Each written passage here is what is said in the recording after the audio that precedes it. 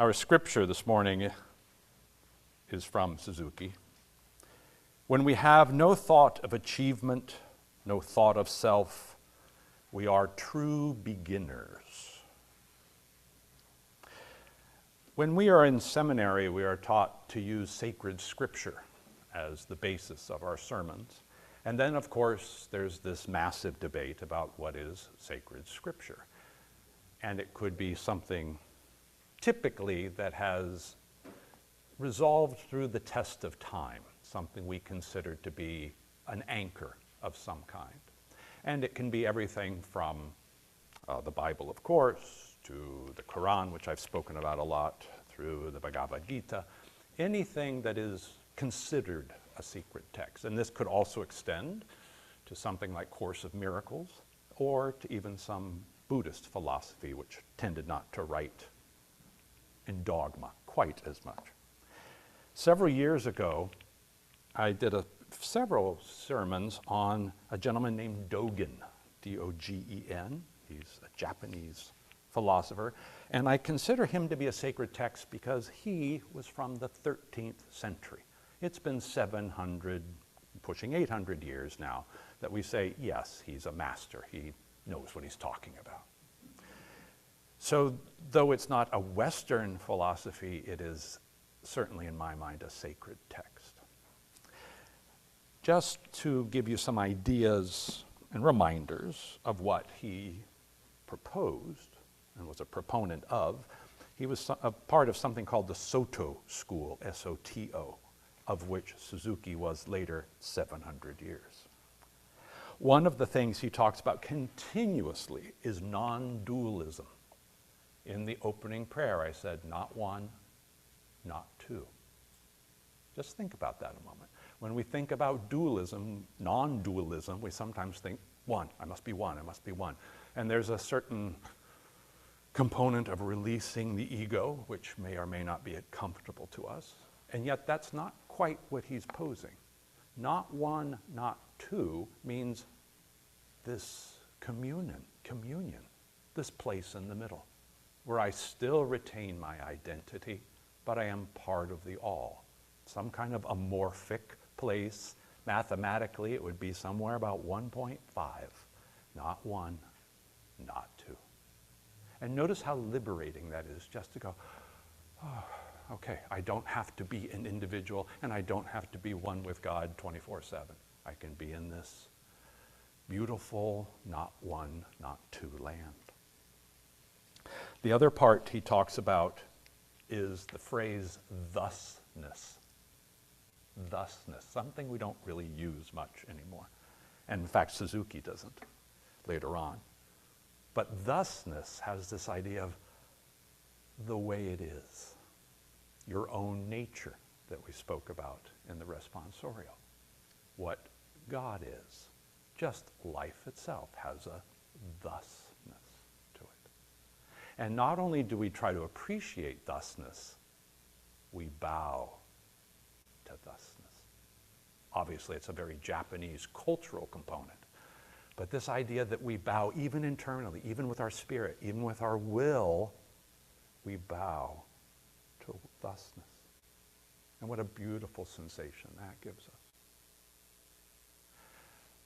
Between the time I gave those sermons and now, I went to the prefecture of where Dogen is from. I didn't see his exact Buddhist, whatever you call those things, commune, compound, place of worship. But I went to the area, and it's called Nara, N-A-R-A. And one thing that Nara is famous for is they have deer all over the place. It's just spectacular.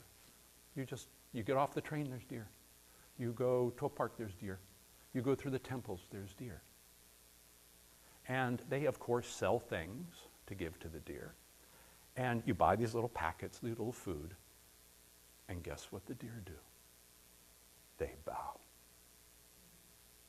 It's astounding. They know, of course, it's a little Pavlovian. It's for the food.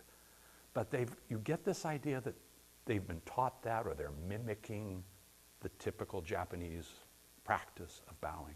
But to see a deer before eating a biscuit. They don't just eat the biscuit. They don't chase you. Well, they might. They actually did chase my daughter's boyfriend. But he ran away. So, well, you don't run. You face the deer, which is a whole nother sermon. You face the deer, you bow, and the deer bows back, and then you proceed. It really is a breathtaking ritual that I love very much. And then the last few things I want to bring up is this component of there's no outcome, there's no achievement. In Buddhism, they call it no grasping. What I love about not one, not two is you're not trying to get anything, you're not to achieve anything. You are in perfection. And he follows that up with something very, very interesting. He says, we do not sit, meaning zazen, the act of sitting in Zen, or in more Western terms, we don't meditate, we don't pray, we don't go to quiet time. We don't do that to gain enlightenment. We do it as an expression of our current enlightenment. Oh, another shoulder-dropping thought. You don't do it to get something. You don't say, if I meditate this much, it doesn't mean we have to meditate 20 minutes a day or 2 hours on Saturday. And it certainly doesn't mean that the more you meditate, the higher you become or the higher you achieve. It means that we're drawn to sit, to tune in, to reflect, to pray, to our knowing, because we already know that something is greater than ourselves and we're connecting to it on purpose. Not an achievement, a knowing. And that's the practice. That's entirely what Suzuki's beautiful little book is talking about. It's the practice. The communion is the practice. And that's why we don't have achievement or grasping or outcome, because it already is. It would be like grasping at air when it's already there inside. So now to Suzuki, 700 years later, again the book, Zen Mind, Beginner's Mind. He says that among these Dogen principles is that whatever we see is changing. Whatever we look at is in change, obviously. It's out of balance, he calls that. But the background itself is in perfect harmony. Let's express that again. Everything around us is adjusting, out of balance. If you want some confirmation about this, just pick up one of these things and you see imbalance everywhere. I mean, this is a daily reminder, out of balance, out of balance, out of balance, out of balance, out of balance. And yeah, what he tells us is the background, what I call the white space, the negative space, what is not in print, is in harmony. So it does allow not one, not two. It's not, oh God, will this change? Which of course we wish it will, and settle down. It's already changed. It's a matter of time now, and consciousness, and collective consciousness, and the growth of global consciousness to go, yes, we are already there. The change itself is not the harmony. The background is the harmony. When the dog bites, when the bee stings. To this he says, to the dog, the bee, which he calls the sheep and the cow, to give your sheep or your cow a large, spacious meadow is the way to control it. Love that one too. So we're not trying to corral our thoughts. We go, just give them a little more breathing room. Let it aerate. Give it a wide enough corral. And he says later, and I'm going to paraphrase this, but if you give it enough room, it controls itself. At some point, the sheep, the cow, the dog, the bee say, oh yes, I get to run rampant and change, and then they will fall into harmony with the background. So it's less achieving, less controlling on our part. So actually what we're doing is just sitting and being aware of universal activity. It's the exact phrase, universal activity, which is the white space. Now, in terms of the discipline, the practice, as long as you have rules, he says we have a chance for freedom, which seems kind of counterintuitive. Rules, freedom, wait, I'm American, we have freedom first, then we put in rules. And that's not quite true, because he says you find your freedom from discipline. And he really only has two. There's only two parts to his whole practice, his whole discipline. Posture and breath. That's it. He doesn't say time. In fact, at some point, literally in the book, it says, if you do 20 minutes once a week, you're fine. Literally once a week. Yeah, that's not the practice. The practice, though, is posture and breath. Posture and breath. When all effort disappears, you should keep your mind on breathing until you're not aware of your breathing. So we breathe and we count and we do Reverend Brian's wonderful breath exercises, plug coming up for a class he's doing shortly. We do that in order to not think about our breathing. So it's the discipline, the rules that gain us freedom. That's just another gem right there. I had a quick little awareness of that. I was swimming in the ocean a couple weeks ago, and I was reading this, yet again, it's like the 5th time. I have it on my Kindle. It's a great thing to kind of read at night, because once you go to bed very sleepy and kind of drowsy, and you've got the right thoughts in your head for dreamland. But I was thinking that I've been a swimmer forever, but I thought, I really don't do the practice. I really don't do the practice. I really should do the practice. And then I was reminded, wait. It's posture and breath. Swimming, to me, for 60 years, 60 years, I learned when I was 5. 60 years has been, swimming is nothing but kind of keep your spine straight and breathe. That's all you have to do. It's nothing else except the practice. I went, oh my goodness, he's right. It's not the formality of it. It's just keep doing it. Keep being aware of your posture and your breath, your posture and your breath. Let's subdivide those. Posture does not mean sit up straight, put a stick in your entire self and be strict and tight. Tight is the opposite of what he means by posture. All he means is be in alignment. My God, is that a metaphysical thought? We are now in alignment. I have a good Christian friend who reminded me, he said, the cross really means we're aligned horizontally, vertically, and connected horizontally. We're in alignment with divinity and connected horizontally. So that's a beautiful metaphor for the cross. And that's what the posture part is. And in fact, if you remember, your spine's actually like this. It is never like that. Even when it's perfectly, quote, straight, it's not straight. It's agile, it's flexible, it's your core. Another good word for this. So take any of those words for posture. Doesn't mean, it means just be aware of my alignment. The second part is the breath itself. When all effort disappears, you should keep your mind on your breathing until you're not aware of breathing. What we call I, the individual, the one, is just a swinging door which moves when we inhale and when we exhale. God is in and out with the breath. Therefore, if I am in and out with the breathing, myself, not one, not two, God is in that swinging door, I am in that swinging door, we are one, not two.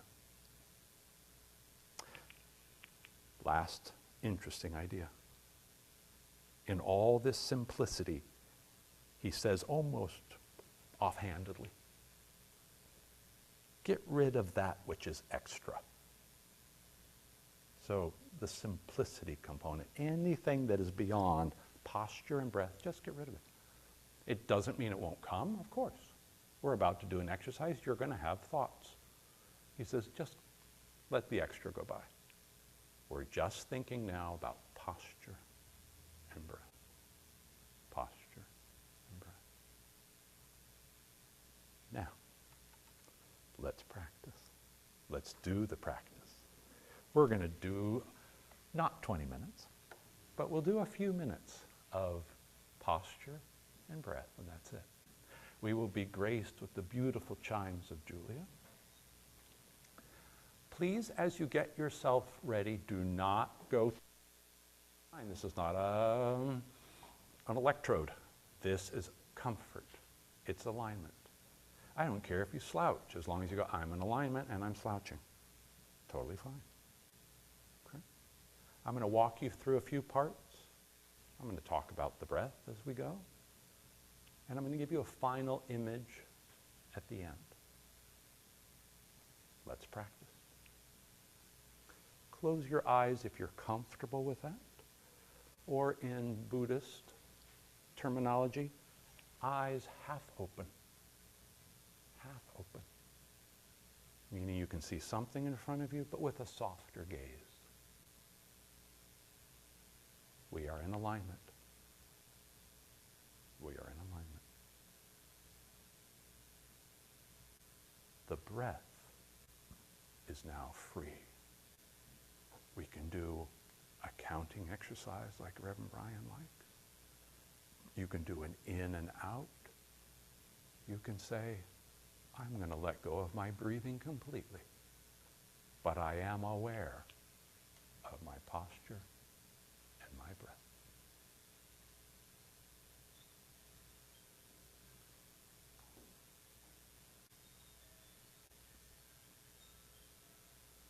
Any thoughts that come and go?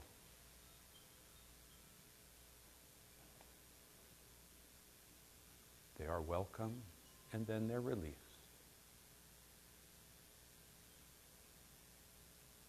Any thought goes between your ears, as I've recently heard. One, in one, out the other. In one, out the other. We are only alignment. We are only breath.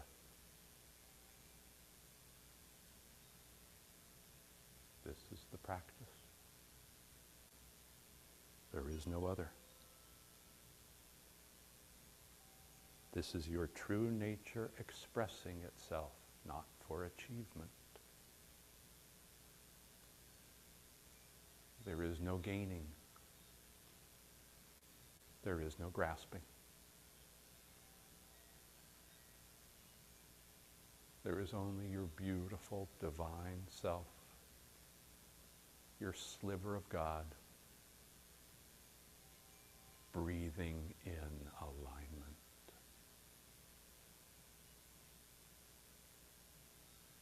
Not one, not two, not one, not two.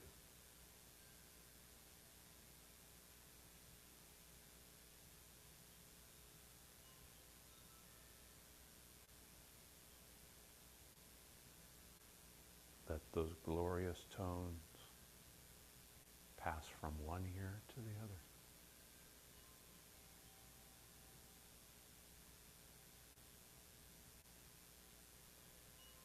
What a beautiful metaphor of not one, not two, but sound, music, breath. Somewhere in the middle.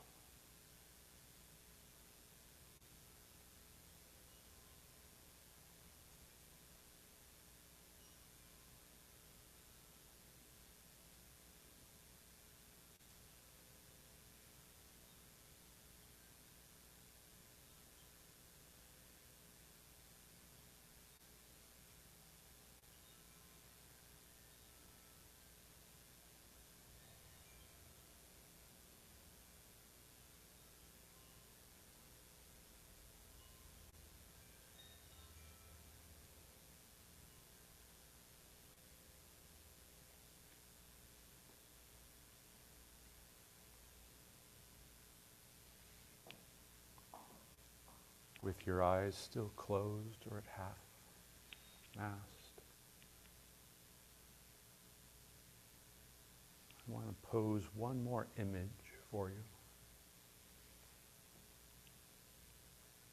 which is this alignment, this breath, this divinity of you is now compressed to the area of your spine. Think of your spine as being a glow stick. It just radiates. It just is. It is God, glowing from the inside.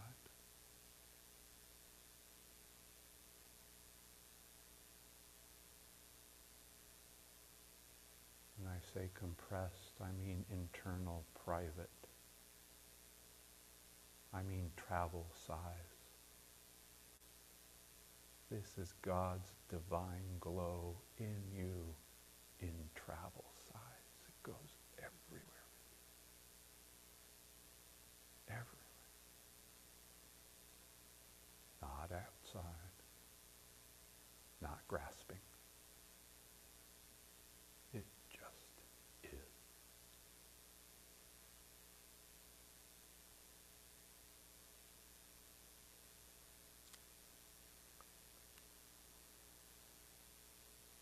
Only when you are yourself,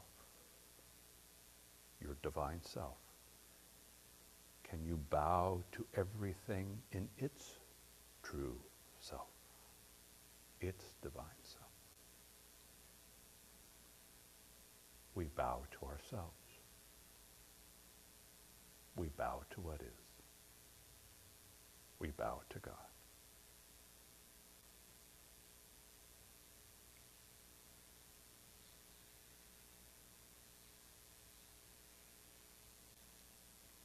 Ever so gently.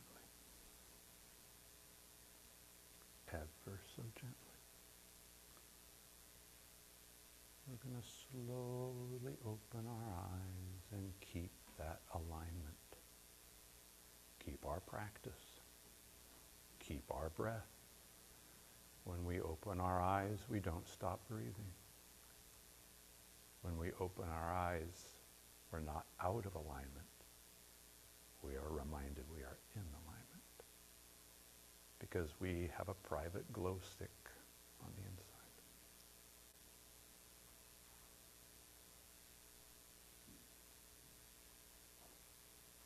And please open your eyes completely.